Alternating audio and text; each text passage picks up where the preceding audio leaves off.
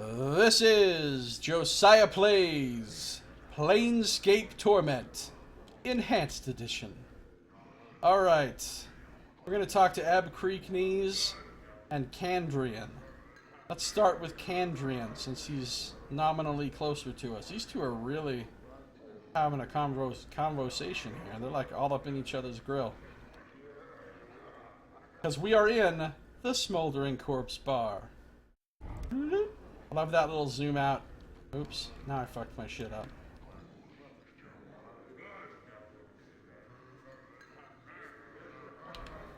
But you can go out to the map and then you can just zoom in, bloop, right onto the map, back to where you were in the game.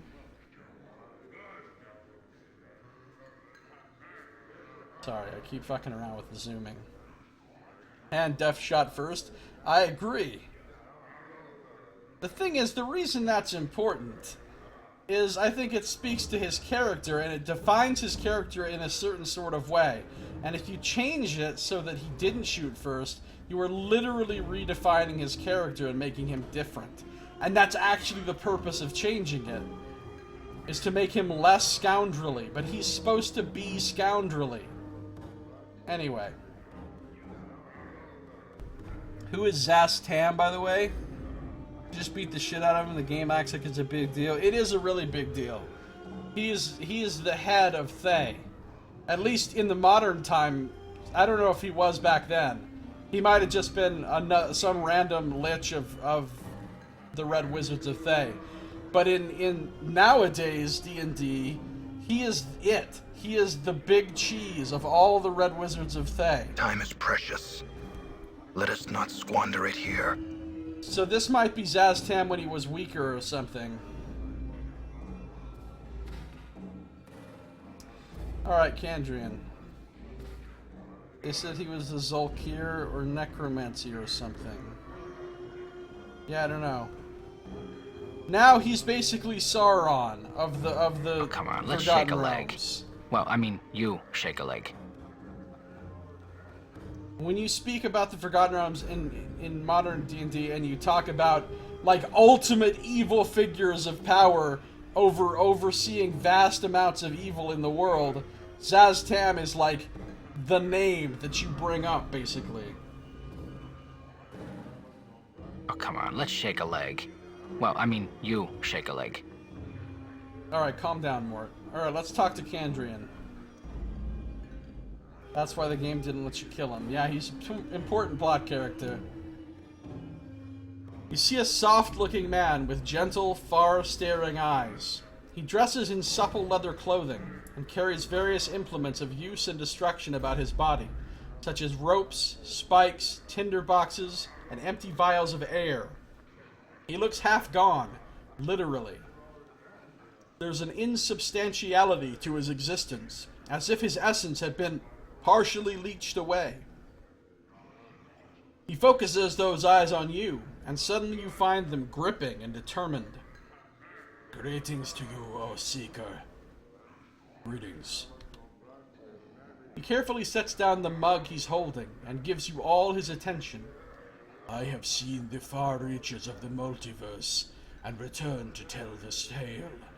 I have walked upon the bodies of dead gods and spun moonbeams in the astral ahead of 1,000 shrieking Githyanki knights.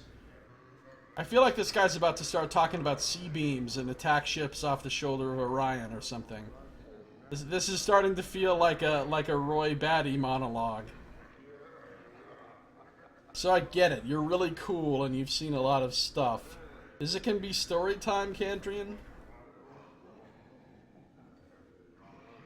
I have passed the edges of existence and watched my essence shiver away before me.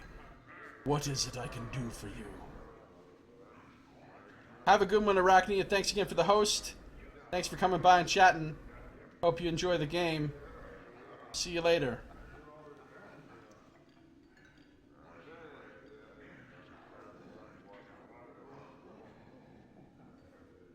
I had some questions for you. Perhaps I have answers for you. Speak and I shall tell you. Who are you? I am Kandrian Illborn, traveler, dreamer, tale spinner, and so forth. You are a traveler. Wait, I gotta get nameless one voice. You're a traveler. Tell me of the plains. I am tired, Seeker. So tired. I am fresh back from negation. I will answer what I can for you, but I cannot promise you will find satisfaction in the answers I give. What would you know? Would you hear of the outer planes, the prime material, or the inner planes? This guy's about to break down some Wikipedia on the planes for us. You learned something you're super unhappy about, something which is completely not fair and in no way a just reward for what I did. Did the killing the dragons come back to bite you in the ass?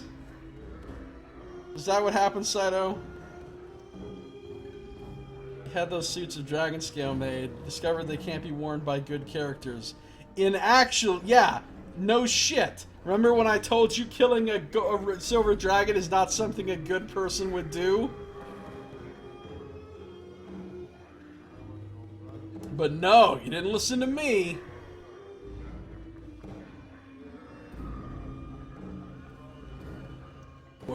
What's the difference? Oh damn, this is getting long. The difference is true essence, Seeker. The inner planes are matter, substance, true physicality. They are the building blocks of the multiverse, for it is from them that all belief in the elements springs. The inner planes filter through the ethereal plane, the plane of potential, some say, which forms the elements into the worlds of mortals. Once past the ethereal plane, one reaches the prime material, where exist all manner of mortals and monsters and myths and machines. It is there that belief is born, and there that the spirits that create the outer planes are born. When mortals die, they pass through the astral plane, a no place that is thought and mental energy itself. It is in all things and in none. It is paradox, among other things, and it filters spirits into the great ring. Do you comprehend so far? No, I don't comprehend at all. This is complicated as shit. I mean, I do, actually, because I know about the cosmology of 2nd edition D&D. But I mean, if I was just a completely ignorant person coming up to him asking about this, and he told me this fucking block of text, I'd be like, what?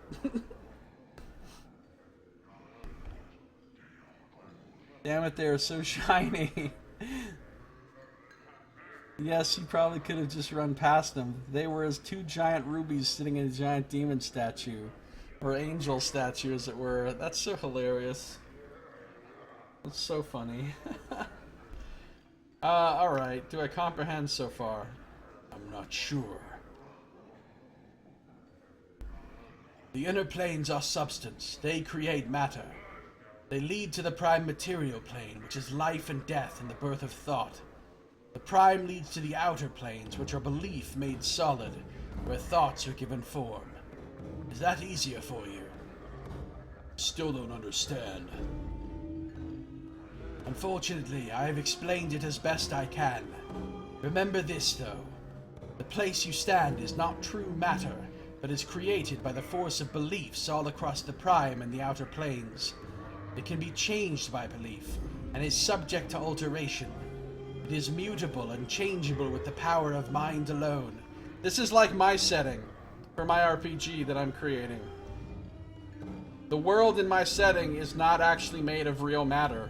It's created by force of belief. It's all an illusion, and people just believe in it. And because they believe in it so strongly, it is effectively real to them. And they can't just change shit wildly because they don't believe that they can. Other than that disappointment of having 2 suits of armor no one will use, the whole silver dragon thing doesn't seem to have caused any issues. Nor is your whole assaulting Tyr's domain. I guess he knows I'm cool. Yeah. I guess Tyr is just that forgiving. Oh wait, he's really not.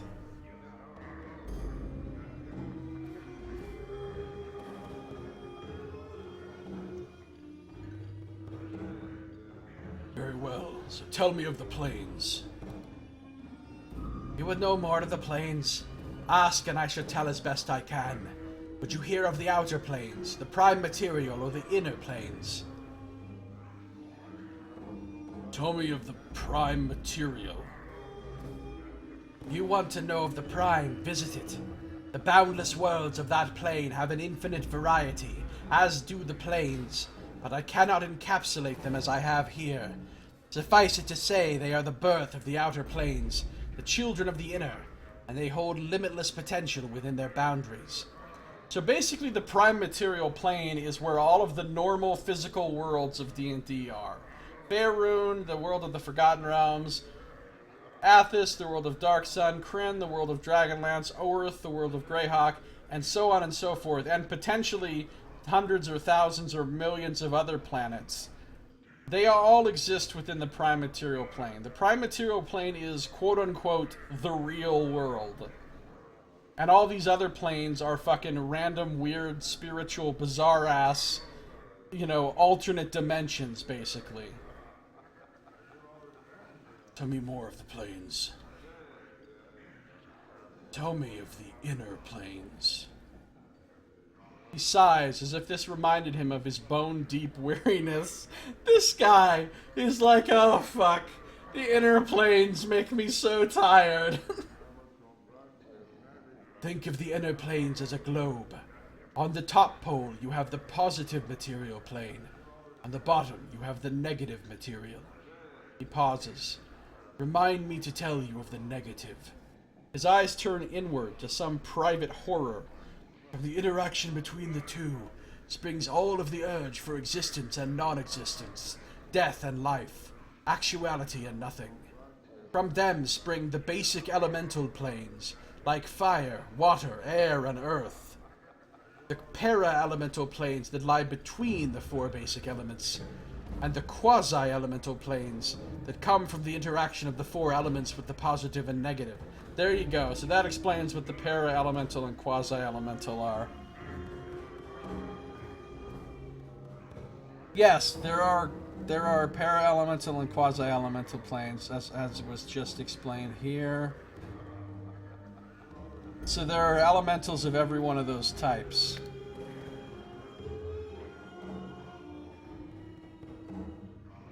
Tell me of the negative material plane. His eyes cloud over. I went to the inner planes to discover my true essence. I made the mistake of visiting the negative material plane in order to understand my body's urge to decay and the cycle of death in life. I thought myself protected against the ill effects of the plane with my magic, but I was wrong. The blackness of infinite nothing pressed on my soul, and I was beset by shadows that sought to snuff out my very soul. I lost my way for a time, for an eternity, and nearly lost my existence. I could feel my essence falling away from me, and am even now half gone. Never will I return. Well, yeah, dumb shit. Everybody knows you don't go to the negative material plane. You just don't go there. Unless you had a really, really important quest, and you knew, and your DM basically railroaded you into going there. Under no circumstances do you go to the negative material plane. It's just, I mean, you might go to the Hells. You might go to the Abyss. You might go to Baitor or Carceri or Acheron or one of the other lower planes that are really evil and shit. Sure, you'll go to them, but you do not go to the negative material plane. Rookie mistake, Kandrian. Rookie mistake. Air plus negative is vacuum, and water plus negative is salt. Radiance is fire plus positive. Yeah, I guess. I don't remember all of the combinations exactly. Alright, so he'll never return. How did you survive? Updated my journal. There we go. Journal. How did I survive? He smiles tightly.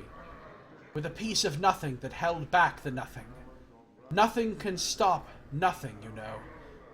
And so I carried nothing in my hand to protect me.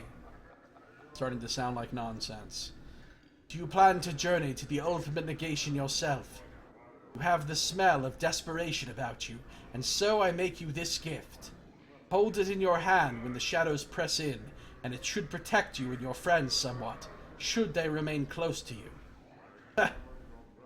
He passes you a small black token that looks as if it has no dimensionality to it at all. Now that sounds useful. Thanks. Tell me more of the planes.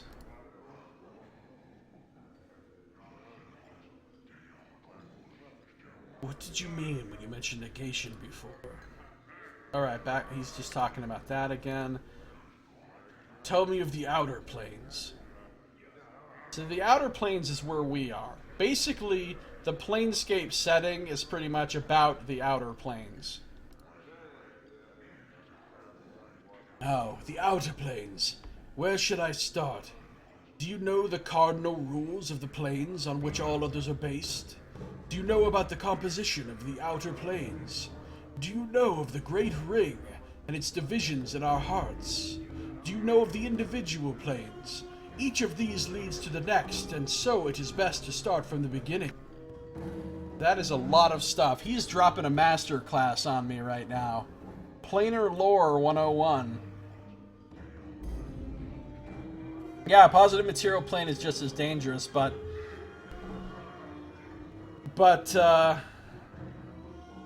generally, it's easier to safeguard yourself against the dangers of the positive material plane than the negative. I mean, that's what people say. That's what people say. Who are these people? I don't know, but people. I remember one adventure in particular, a published adventure where you went to the positive material plane. And it was pretty interesting. I think you might have gone to the negative material plane. No, I don't think you did. I might be thinking of a whole different adventure. There was something that involved going to the negative material plane in some written thing. I can't remember what. But there was like a whole adventure that took place on the positive material plane once. And it was pretty cool.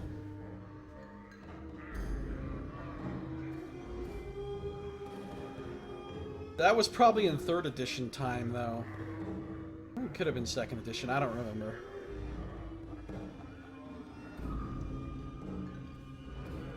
Yeah, but pretty much all of the inner planes you don't want to visit if you don't have any special protection. You're gonna die. Plane of fire is gonna kill you. Plane of water is gonna kill you.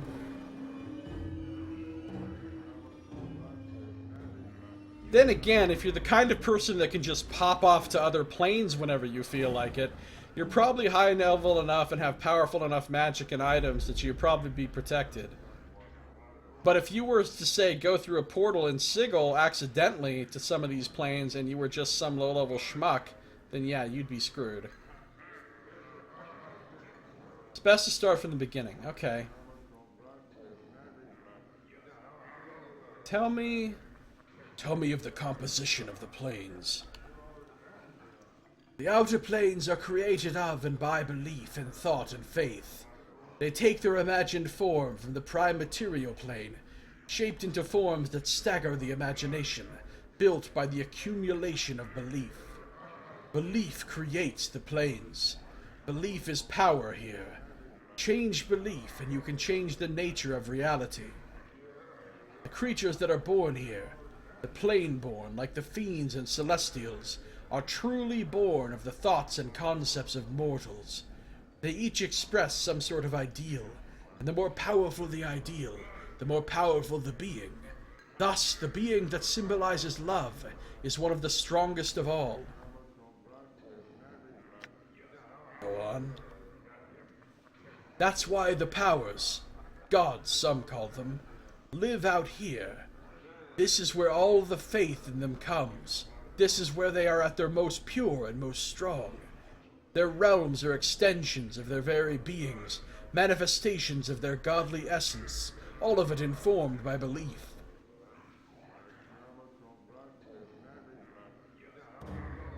Alright, so the outer planes are kind of a big deal. Ignis seems like a good cautionary tale. Yeah, he really is. Don't be a psychotic fucking pyromaniac, power-obsessed, murderous wizard guy. Because bad things can happen to you. So, the composition of the planes is belief? Tell me of the Great Ring now.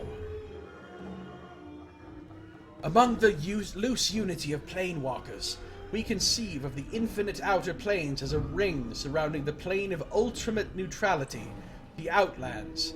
The Outlands is also known as the plane of concordant opposition. The spire atop which Sigil sits is in the center of the Outlands. The further one travels away from the spire, the less neutral the plane grows, until it spills into the neighboring planes. Each of these planes impinges on the Outlands, spinning themselves into law and chaos, good and evil. The Great Road marks the demarcation between the Outlands and the gate towns that spring up around the gate to these planes. Beyond the gate towns lie the hinterlands, uncharted territory that is lost to history, that loses thought. Danger lies in the hinterlands. Alright, see you when you get back again, Saito. Saito's gone, we can do all the awesome shit now. Go on. The outer planes differ by morality, not substance.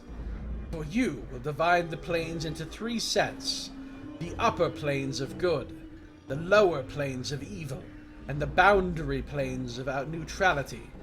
These are then further divided by law and chaos, with the Outlands in the middle. Which of these interest you? Tell me about the Outlands. The Outlands are absolute neutrality. Probably the best place for a body to visit in the outer planes outside of Sigil, if you don't want to have a plane's morality forced into your heart. Everything balances out in the Outlands, as it should be, for the plane that sits at the center of the outer planes.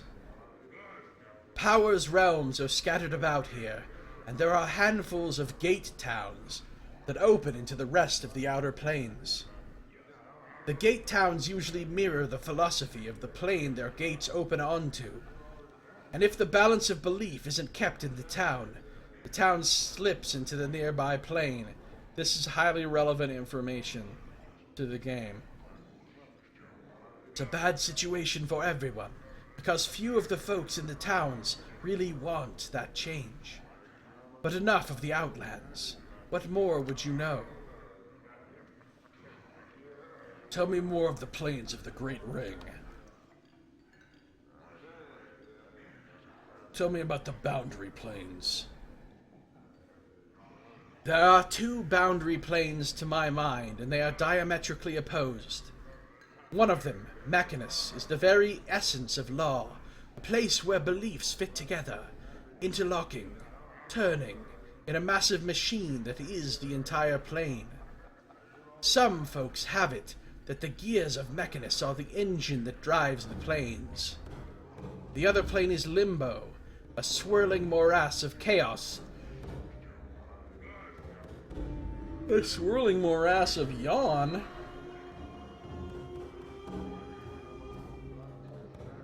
That follows no rules, none, and just when a body thinks he's classified its behavior, it goes and changes on him. Or it doesn't. You just can't tell. I was in Limbo not too long ago. So Limbo, again, is where the Githzerai live. That's where Dak'kon's from. It's a plane of chaos. I love it. Love me some Limbo. Tell me of your journey. Closes his eyes, remembering. I had a Githzerai guide with me, an anarch who could shape the illogical matter of the plane into forms of his desire. We had fought off the harrowing of the Sloddy, the chaos creatures who call that plane home. It seemed there were more than usual, but then one can never tell what's usual in Limbo. But I digress. In the midst of all this chaos, we came across a series of huge, metal, interlocking cubes, like some sort of puzzle box. It wasn't something we had shaped, consciously or not, and we couldn't find a way inside. It was like a bastion of order within the confines of disorder. A seed of law. That is the best I can explain it. I think this is relevant to something later in the game as well. I think it is. I'm not actually 100% sure, but I think it is. Tell me more of the plains of the Great Ring. Updated my journal. What set of plains do you want to hear of? The upper plains. Of the upper planes, there are neutral planes, the lawful planes, and the chaotic planes. What would you know? Neutral plains. The neutral upper planes contain the Beastlands, a place of neutrality and goodness, where a slight tinge of chaos, where the animals rule in the eternal noon and night. They hold Bitopia, twin paradise of industry and labor, where all work toward the good of all. And Elysium, the sweetest plane of goodness and calm I have ever come across. Alas, right now I am not well enough to enjoy any of their restorative effects. What would you hear of now? Tell me of the rest of the upper plains. The lawful plains. Handrian gives a small shudder. I am not the best person to speak of the planes of law, he says, for the innate structure and ultimate patterns they impose frighten me. I steer clear of them because I value my individuality more than I value the knowledge they'll bring me.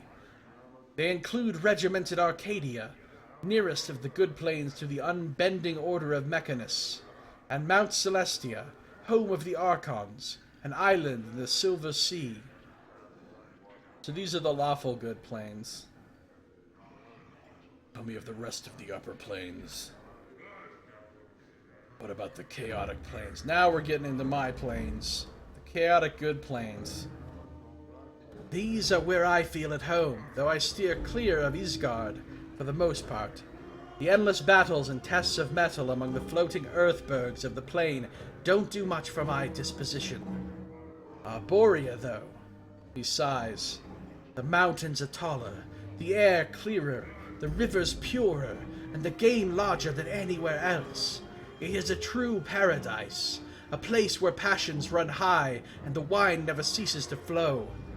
When I have recovered enough of my wits and myself, when we have done with the outer planes, you should ask me of the inner, and I will describe my journey to you. I will return to Arborea's bowers and glades and lose myself for a time.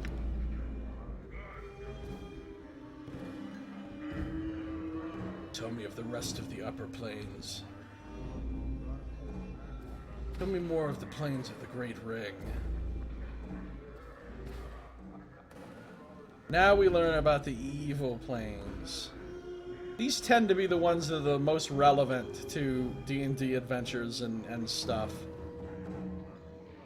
The lower planes. The lower planes.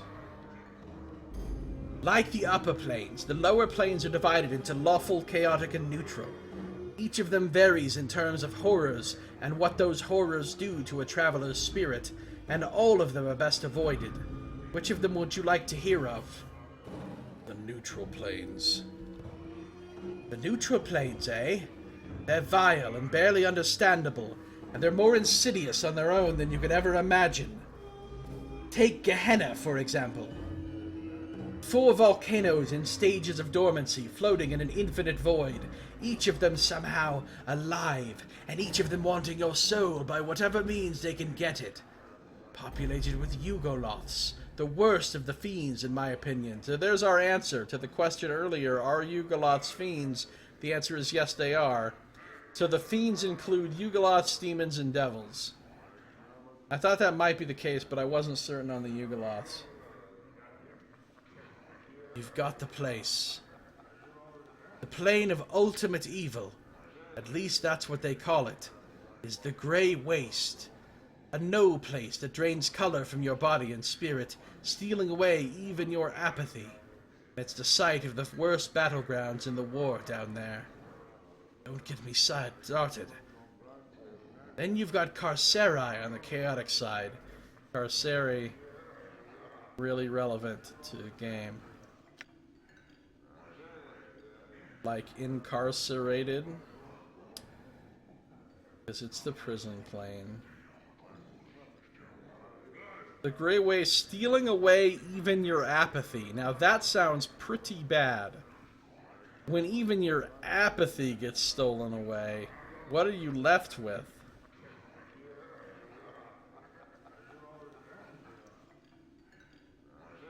Tell me about Carceri. Ah, Carceri and its poisonous jungles, acid swamps, destructive waters, strung like a string of rotten pearls nestled within one another. He pauses and looks at you carefully, again fixing you in place with his eyes. Remember this, Seeker. Carceri is a prison, home to the Geralets, one of the most dangerous types of fiends there is. The strength of the prison is the strength of the captor, as strong as the prisoner lets it be. Destroy the prison keeper and a body can escape the red prison. There is almost no other way out, not when the gates close themselves against you and watch you spin off into the vast space surrounding the orbs. Be wary of Carceri, traveler, for its bonds can be greater than flesh. Not entirely sure about how daemons fit in, aside from being the neutral evil fiends. Well, in 2nd edition they're called Yugoloths, and Yugoloths were actually just mentioned here as being part of the, as being on Gehenna, and it said the worst of the fiends in their opinion. They are the neutral good fiends. All the fiends are the denizens of the lower planes, which are all the evil planes. And they're the I think they've never called them daemons again ever since 1st edition. I think when they changed them to Yugoloths, because like I explained earlier in the playthrough, in 1st edition times it was demons and devils and angels and daemons. 2nd edition came around and they're like, oh shit, the Christians are massively aggroing on us, saying that our game is of Satan and stuff. We're gonna take religious references out of the game. So they still had all the demons and devils and angels, but instead of calling them demons, they called them Tanari. Instead of calling them devils, they called them Batizu. Instead of calling them angels, they called them Diva. And instead of calling them daemons, they called them Yugoloths. Now, when we got to 3rd edition and 4th and 5th, they got rid of all that shit and went back to demons and devils and angels. Except for Yugoloths, which I think have still just been called Yugoloths ever since then. Probably because it was confusing having two different species or two different whole categorizations of creatures who had almost the exact same name but for one letter. Mazes and Monsters taught America how RPGs will murder their babies with satanic die rolls. Man, I remember that movie when I was a kid. Mazes and Monsters, that's some 1980s shit right there. Alright, so Carceri, very relevant here to the actual game. Just saying. Tell me about the war. Updated my journal. Aye, the Blood War. At the name, your blood feels as if it freezes in your veins. Ilborn doesn't seem to notice, wrapped up as he is in his memories. Two armies of fiends smashing together, pointlessly across the lower planes, slaughtering mindlessly in the name of law and chaos. They'll aggrandize it, of course, but in the end, it's about hate and stupid endeavor that aids none and harms far too many. Again, as you can see, the endless war in Tides of Numenera, obviously based on the Blood War in this, and it will be brought up many times throughout the game. And ultimately, the Blood War turns out to be pretty relevant to the long-term storyline of the game. Tell me about the rest of the lower planes. The lawful planes. This is where we're going to get the Hells, also known as Baator in this 2nd edition cosmology. As much as I detest the order of the lawful upper planes, at least they present a modicum of goodness. Their lower planar counterparts, though. Acheron's a place of ricocheting cubes that never see an end to battle, swarming with the souls of dead humanoids. Baator. He shivers involuntarily. Baator is a place best avoided. Those Batizu, the fiends in the corner there, are but the merest expression of the deviant corruption embodied in that soulless machine of order. If you want more, talk to them, but remember, all that is bad about bureaucracy and order originates from Baator, and it spreads like a stain across the hearts of mortals. Though there is some knowledge to be found there, it is rarely worth the spiritual rape the plane inflicts. Oh, that's pretty bad. Christians really shouldn't have been the ones pissed off. I mean, deities and demigods basically does nothing with Jesus or the Christian God, but it does assign everything else from Shiva to Allah hit points. Yeah. But nobody else of any religions actually gave a shit about D&D. Well, maybe they did a little bit, but it was mostly the Christian church that got all up in arms about it. Because they thought it was satanic.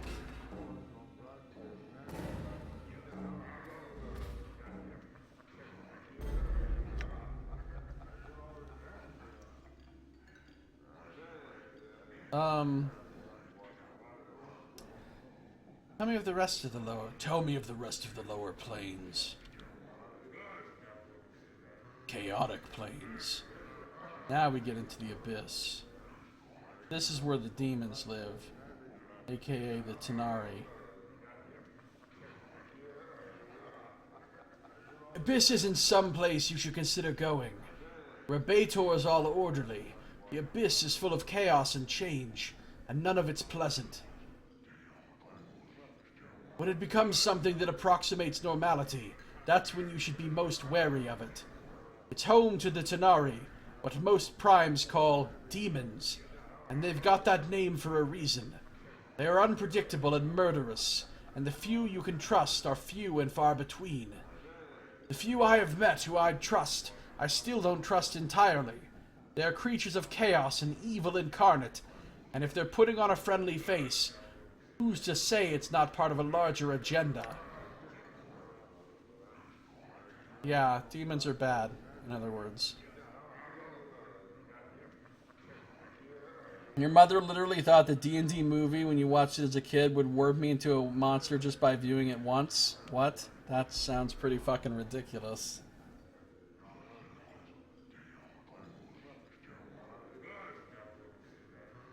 Has your mother found appropriate medication that works for her?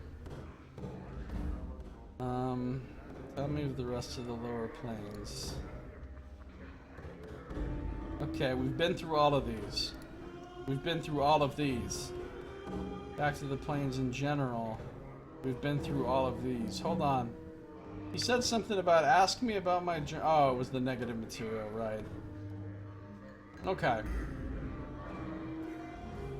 Who are you? All of that was just under who are you. Perhaps I have answers for you. Speak and I shall tell you. What are you doing? I am fresh back from negation, and I am trying to restore my essence before it slips away from me altogether. Oh yeah, so he went to the negative material plane and it fucked his shit up. What is this place? Unless the cosmos has shifted or we have been spun into the mazes, I would say that we're in the Smoldering Corpse Tavern. The mazes are what the Lady of Pain does. Well, sometimes she just kills motherfuckers. But one of her favorite punishments for people that displease her in Sigil is she sends them off into pocket planes which have a maze inside and just leaves them there to be lost in that maze forever and ever. So that's what he's referring to when he says the mazes. Oh, I can actually ask him that and he'll tell me. I didn't realize this was an option. Okay. Mazes, what do you mean? Aye, the mazes, where the lady dumps those who've displeased her. He makes a small semicircle over his heart as he speaks the lady's name. You'd know more of the lady in the city. Find a tout or some such guide. Very well, I had some other questions. Tell me about the patrons here. I mind my own business here, Seeker, for I spend too much time away not minding it. Speak to the bartender if you would learn more of his customers. So after he just literally sat there for 30 minutes educating me all this stuff about the planes, about every damn plane he told me about, now all of a sudden I'm like, I'm looking for a journal I lost. I've seen no journals lately but for my own, and that has crumpled away into nothingness. My apologies. Those are some dialogue trees. Well, this game does have a lot less dialogue than Torment Tides of Numenera did. I mean, by sheer word count, it's like a lot less. It's 800,000 words approximately, instead of 1.2 million approximately for Tides. And I can definitely tell as I'm going through these dialogues, they feel shorter, most of them. They feel shorter than the ones did in Torment Tides of Numenera, but there's still plenty of dialogue in this game. Plenty. Imagine the D&D movie did warp some people, but they were probably just those who love D&D. They were probably just people who liked good movies and were horribly disappointed that one of the worst films they had ever seen had just passed before their eyes. Like, whether you like D&D or hate D&D, those are terrible movies. Well, like I said, the first one's terrible, the second one's kind of terrible, and the third one's actually reasonably okay-ish. But not good. Alright. No matter, I had some other questions. Do you know a collector named Farod? Farod grew up to be a collector. How long ago was this? When I set out last, he was but an officious stripling in one of the upper wards. Time does change some people. No, Seeker. I don't know Farod anymore, I'm willing to bet. Alright. So this guy knows Farod from way back. Somewhere Enigma Soul is getting a nosebleed. Is she?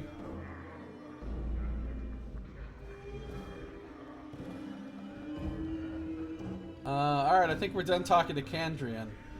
Get it. Farewell. That was a lengthy conversation. Now we've got Ebb Creeknees right here. And we're going to find out what he has to say. Right after I take one moment to quickly mute my microphone whilst I gibber insanely the ancient words of madness, cosmic horror.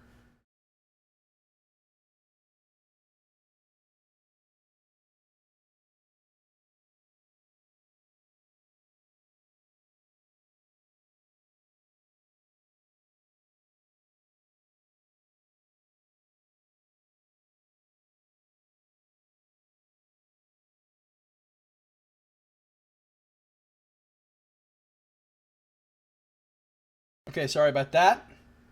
I'm back again. I'm going to drink a little water real quick. Drinking that water. And let's get back into it. Kandrian.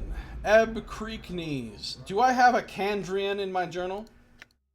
Because I have an Ebb Creeknees, but there's no Kandrian. Limlims. Alright. Journal.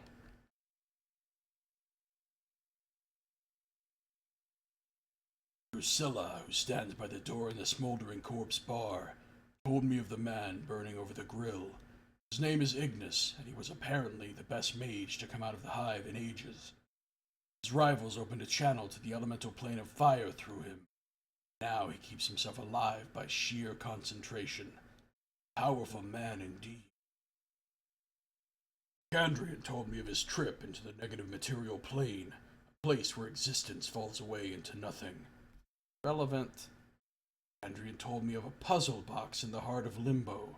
Something that seemed to be a seed of law in the churning sea of chaos. Relevant. There's a reason these 3 things, out of all the stuff he told me, there's a reason these 3 things got put down in the journal. Kandrian told me of the plane of Carceri, the great prison of the plains. He says that the only way to escape the prison is to be stronger than the prison keeper. He said that the bonds of the plane are greater than flesh.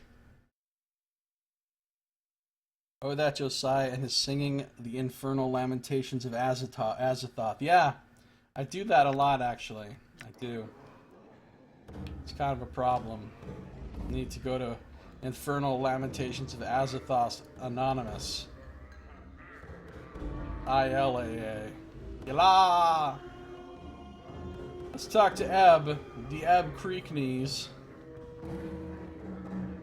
He's got quite a beard going. You see a slightly stooped old man with a full gray beard and a lion's mane of gray hair. He wears a couple of shoulder guards as armor, and he keeps a helmet nearby. He smokes a pipe and carries a pouch of tobacco around his waist. He looks pretty strong, but he's a little plump and also appears to have some sort of breathing trouble. Well now, aren't you a sight, lad? Never have I seen so many scars blanketing a fella. Like a scar cloak you're wearing. Where you been? Hanging out in a grain thresher? He laughs. Oh, I'm just jesting with you, lad. No offense meant, and I hope no offense taken. I'm Ebb. He extends his hand. Greetings, Ebb. His handshake is firm. Now, I hereby tender my apologies for the unfair jesting, lad. Hope no hard feelings. Can I buy you a tankard or 2 of something to smooth any ruffled feathers? Why not? That's the spirit, lad. Bide a moment.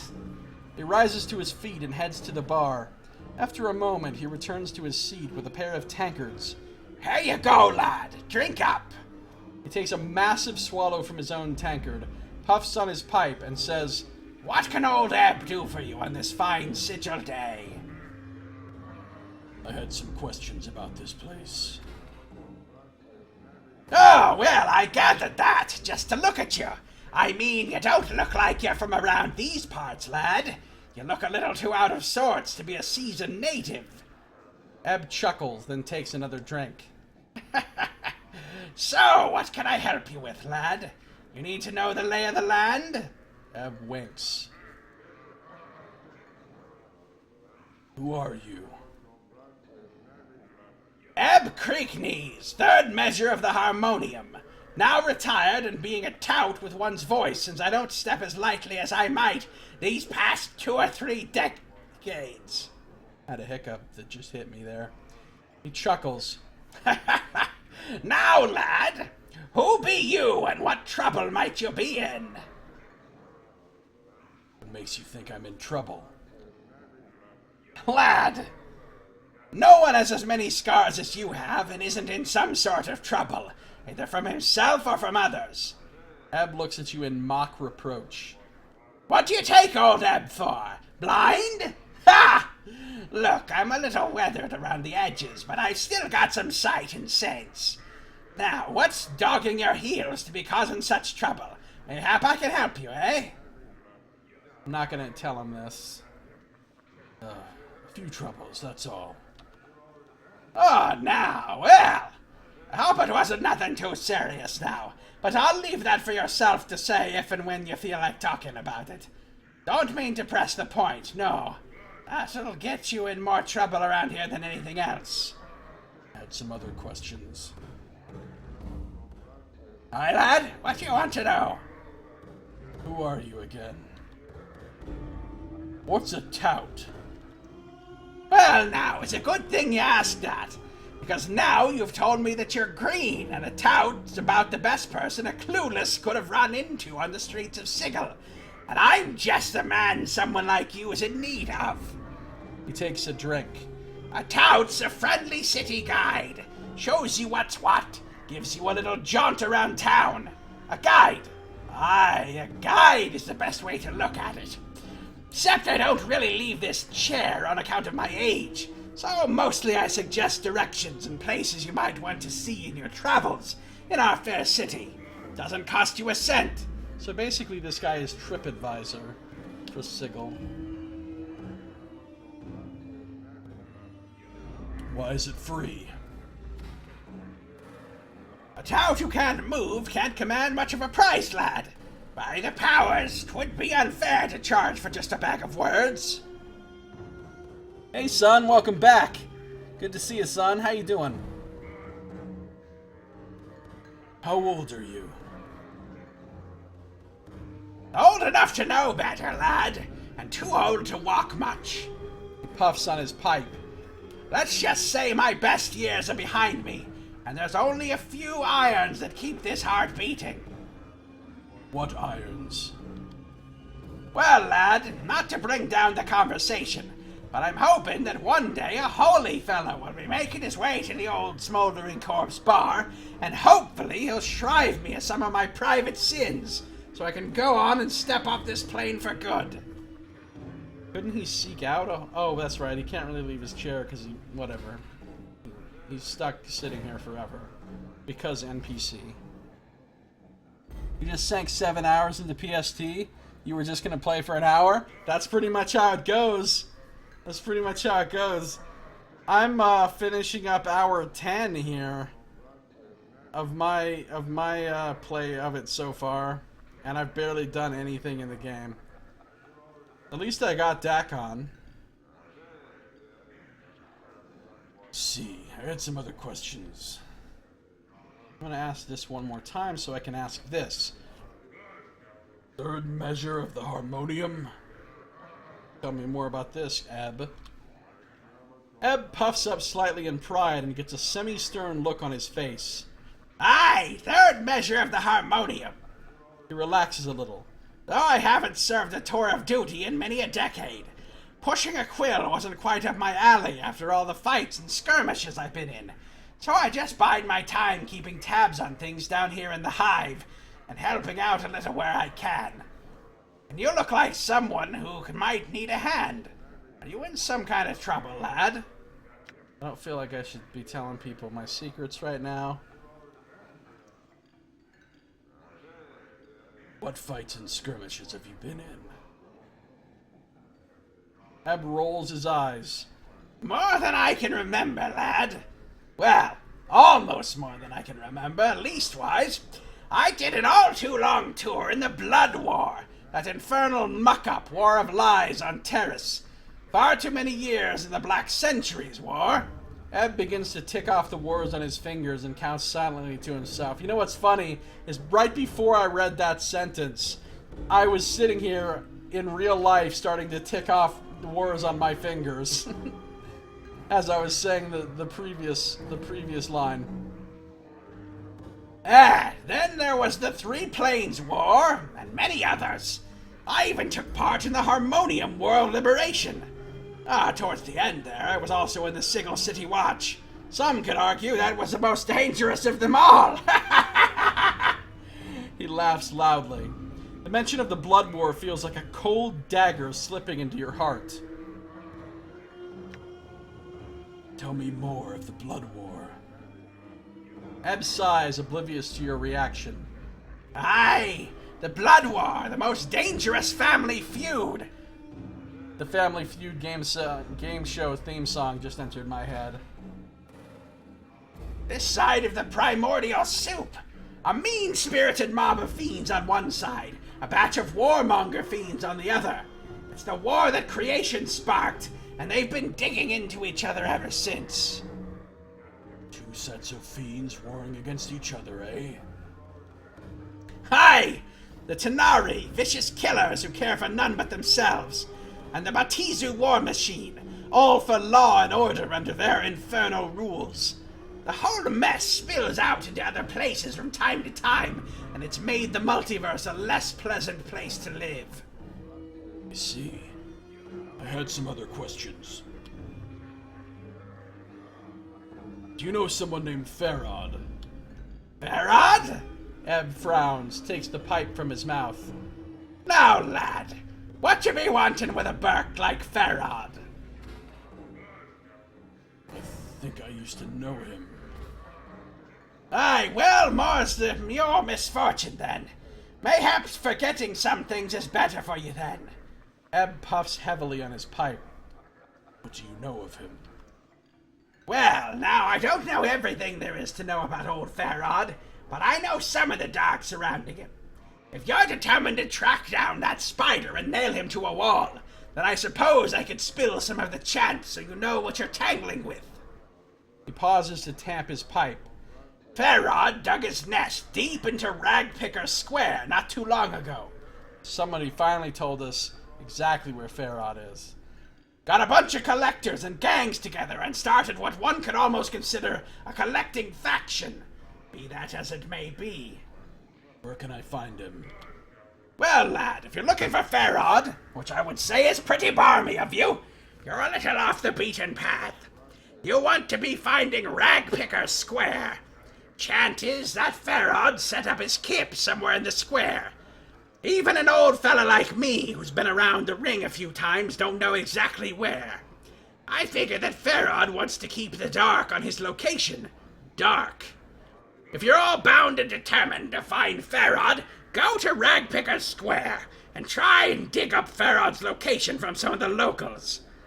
Try and be careful about it, since there's plenty in the square that would make a gut harp out of you as soon as look at you. I don't want to be made into a gut harp, that's certainly the case. Ebb is to his pipe as Durance is to his staff. I guess. It doesn't feel as egregious, though. I had some other questions. Aye, lad, what you want to know? I'm missing a journal. You're missing a journal? Was there more to the journal than just pages and words? Otherwise, I can't imagine too many bloods who would bother themselves with letters unless it was really hot and spicy. Not much use for books or learning around here. I don't know where you might find such a thing. Ebb puffs on his pipe, then he snaps his fingers.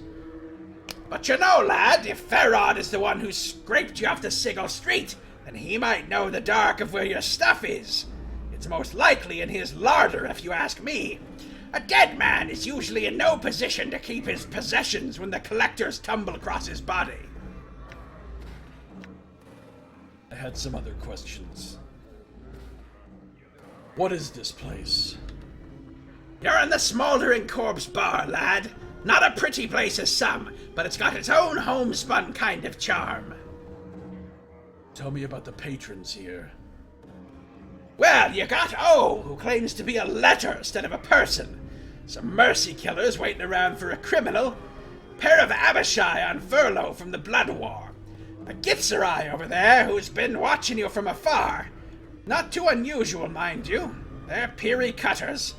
They're Peary cutters, nice. And a lay down there, a clueless kid whose britches seem to be just a bit too tight, if you get my meaning. If you're wanting information on the plains, talk to Candrian Ilborn over there. By over there, you mean literally right in front of you. He knows more than most I know. What's good to drink here? Well, not some say I've got Baitor all discrimination when it comes to drink. But I've got drinks I'm partial to, and some vintages to which I'm not. Actually, one of my favorite little things to get here is some Arborean fire seeds. You swill them in your mouth, add a little air and some spit and some alcohol, and you can breathe a little fire when you need to. Leastways, that's how it feels.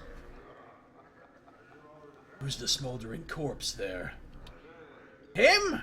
Oh, no corpse, lad. No deader him. Near as we can tell, old Ignis is still alive inside that little roast spit. Near as we can figure, anyway. Ebb wrinkles his nose. He can smell damnably awful sometimes, too. Keeps me on the pipe to make sure it don't worm its way into my nose, it does. He chuckles. Okay. Stinky Ignis. Hashtag Stinky Ignis. How did he get there? Ebb takes a smoke from his pipe for a moment, as if deciding how to phrase his comment.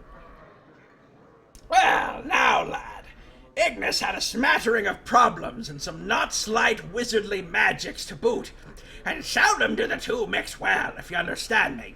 He liked to... Ebb puffs on his pipes and smoke trails up. No, you cannot recruit Ignis right now.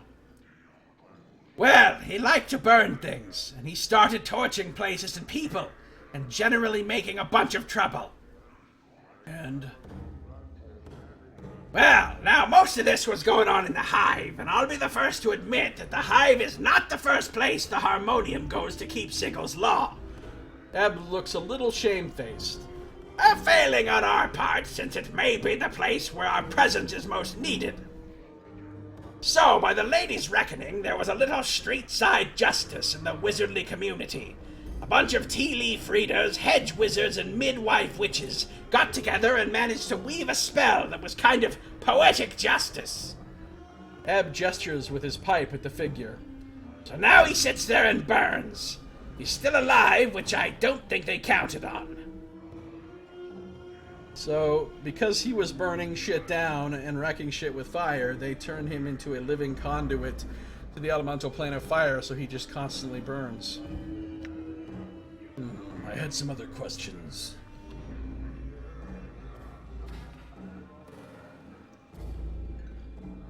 Tell me of Sigil and its environs. Ebb laughs loudly. You don't think small, do ya? If you want to know what's outside the city, go talk to Candrian Ilborn over there. He's the traveler of this place. As for the rest of it, well, I can tell you of the lady, the Dabbus, keys and portals. Oh, we get the keys and portals talk again. The way we keep track of time, the way the city's laid out.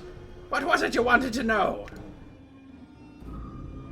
Please, oh please, tell me of keys and portals. Because I don't know enough about keys and portals yet.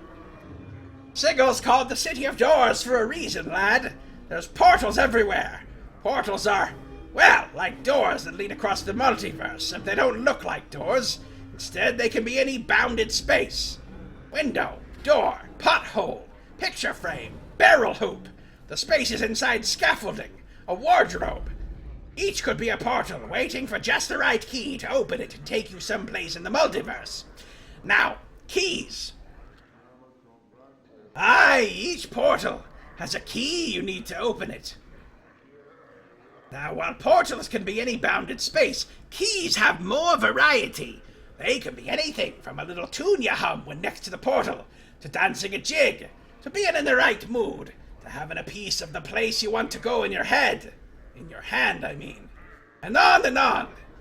In my youth, I once convinced a girl that kissing a man beside it could open a portal to Arcadia. Turned out I was right, and many trips to Arcadia did we have. Many portals probably have never been found. There's some you can uncover just by asking people and getting the right key. Finding out the dark of a portal is the toughest part. But I warn you, lad, portal hopping shouldn't be a pastime for a fella in your way. Nor should you be wandering Sigil after dark, neither. You'll do best to stick to the main ways. In open peak and watch yourself. I had some other questions about Sigil. Somewhere a Dwarven Cooper asks, who keep breaking my portals? Nice. Thanks for invoking fucking... What was the name of that game? Daggerdale. Oh, Daggerdale. I don't want to think about Daggerdale while I'm playing Planescape Torment.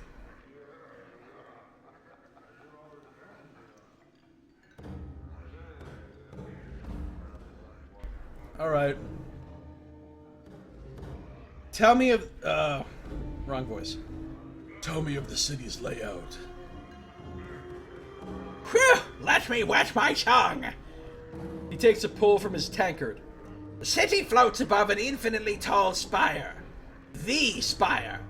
It lies on its side like a discarded wagon wheel, but there's no spokes that connect it to the spire.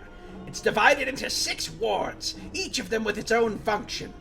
Right now, you're in the Hive. I think the purpose of the Hive is to be squalor to the rest of the city's grandeur. He laughs. Factions, philosophical clubs, or gangs if you prefer. Divide up the running of the city between them. Were you in a faction? He already told me he was in the Harmonium, but I'm gonna ask him anyway. Are you in a faction?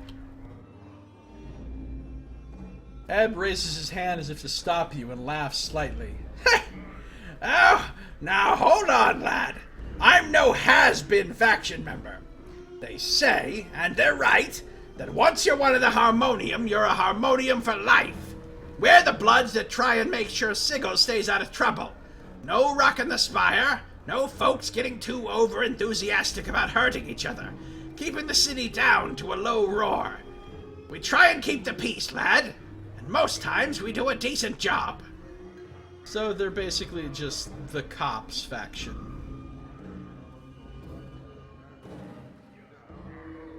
I had some other questions about Sigil. Tell me of the Sigil's city's layout. So then I'll say, go on this time. Go on. The city's called the Crossroads of the Plains, and the City of Doors, and the Cage. It's got portals to all of creation, they say, and all manner of beasties come through here to trade, call kip, or hop from one place to another. Now that's just the quick version, lad. You'll have to experience the place for yourself. No one can be told what the Matrix is. Rock the sigil, rock the sigil. The Harmonium don't like it. Do, do. Nice. Invoking the Clash, much better than invoking Daggerdale. You mentioned something about portals. No, we've already learned about portals. Now you're thinking with portals. Tell me of Sigil's time. The way we measure time in Sigil's by the brightness of the sky. See, we haven't got a sun and moon like most worlds. We just got this everlasting haze that brightens and darkens at regular cycles. What most folks call midnight, we call anti-peak. What they call noon, we call peak. See, it's based on the peak and anti-peak of the brightness. So when someone says something about 5 hours past peak, that's what they mean. I see. So they don't have a sun, but they have magical light that acts like a sun. Other questions about Sigil. Tell me of the Dabus. Aye, those funny floating bloods that speak in symbols. Ebb laughs. Quite a piece of work, eh? The Dabus are kind of the lady's janitors and workmen, doing exactly what she wants. Make sure Sigil's running up to snuff, patching walls, tearing down old buildings, building new ones, setting up portals, sealing off others, and on and on and on. They're a pretty neutral-faring bunch, and you don't want to interfere with one or kill one, or you'll bring the lady's wrath down on you right quick. Tell me of the lady. Well now, not many know much about her, lad, and I'm figuring even those who know more than a little don't know too much more. She's a mystery, she is, and even should you run across her, powers forbid, she's silent and deadly. She's not evil, far as I can tell, but she keeps the dark about herself and Sigil pretty tight. None's been able to penetrate it, and if they have, they've been mazed. Mazed? What do you mean? Aye! Sometimes Bloods will be packed off to a place where they can't do no harm. The lady, see, she'll take a bit of Sigil and make a little dimensional pocket out of it, a maze. She places those that have crossed her in there and lets them rot. Egg puffs...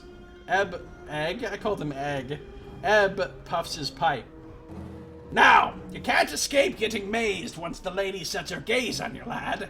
She'll get you eventually, no matter how hard you try and dodge her. You'll be walking down an alley, or about to step through a portal, or take a left turn down a street you've gone many fold times before, and suddenly you're somewhere you don't recognize. Now, mazes aren't escape-proof. There's always a way out of each one. A portal the lady places there. You just have to figure out where it is and how to use it. Could be relevant information here. I had some other questions about Sigil. Tell me more of the lady. Alright, go on. Chances are you won't meet her unless you do something really bad. Hurting a lot of people, killing a Daebus, challenging her rule, worshipping her. She hates that, we figure. Or interfering with a Daebus's work, which may as well be the lady's work. If you're lucky, just the mercy killers will come for you. But if she comes, you'll be dead as soon as her shadow falls on you. Please continue. Now, the lady can do almost anything in Sigil, lad, near as we can figure. Make it bigger or smaller, make new portals, seal off old ones, make sure the blood war doesn't break out in the streets, keep folks from teleporting into the city, keeping the powers out. Yes, she can keep the gods out of the city. Does this game have a crime system then? Kind of. You can steal. You can pick people's pockets and you can steal from merchants. But there's not really a crime system. The system is everybody goes aggro and tries to kill you.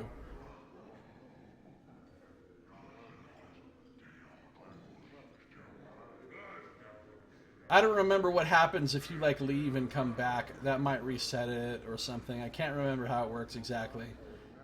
You don't get, like, a bounty, like in Skyrim or something, though.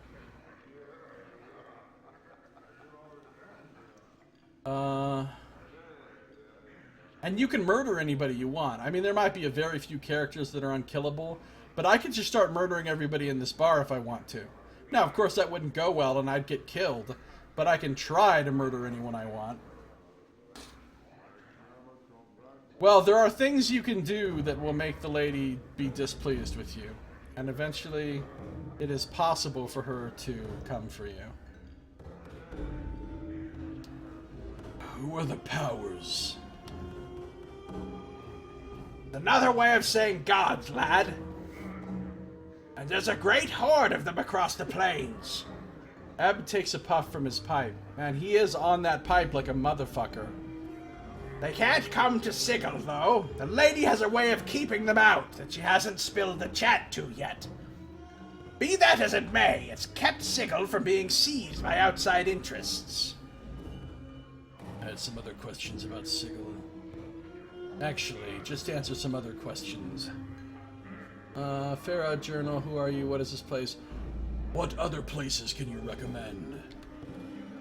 Well, Ab puffs on his pipe and studies you. this is perhaps the best kip you could have wandered into from the start. Judging by your tattoos, you might be partial to having designed your body. In which case, there's a tattoo salon a little spirewood from here. You want to stay away from the alley of dangerous angles if you can. Ignis torched that place not long ago, and ever since, a bunch of bad bloods have set up their kip in that stretch of desert. I had some other questions. Alright, I think I'm out of questions for Ab. Nothing, I suppose. Farewell. So, what did our journal update this time? Nothing, actually. We got no journal updates from Eb. Basically, between this guy and this guy, between Eb and Kandrian, you pretty much get a full primer between these two characters on the entire Planescape setting and everything you need to know about it. These are the info dumps for the Planescape setting, basically. Although a lot of the information they give you is also mentioned by other characters, these are the ones that really condense it. Okay, journal. Now, for some reason, Ab Creeknees gets his own entry in my thing here. Eb Creeknees is an old Harmonium member who seems to be content enough to sit in his chair at the smoldering corpse and run his mouth off to whomever will listen to him. It's a font of information, if you can get past all the long-winded explanations. Okay, cool. We are good to go here. And that is actually going to do it for this episode. I'm at 1 hour 14 minutes here on this one, so I went kind of over on time, but that's what you have to do once in a while. So that's going to do it for this episode. Thank you for watching. This has been Josiah Plays Planescape Torment Enhanced Edition.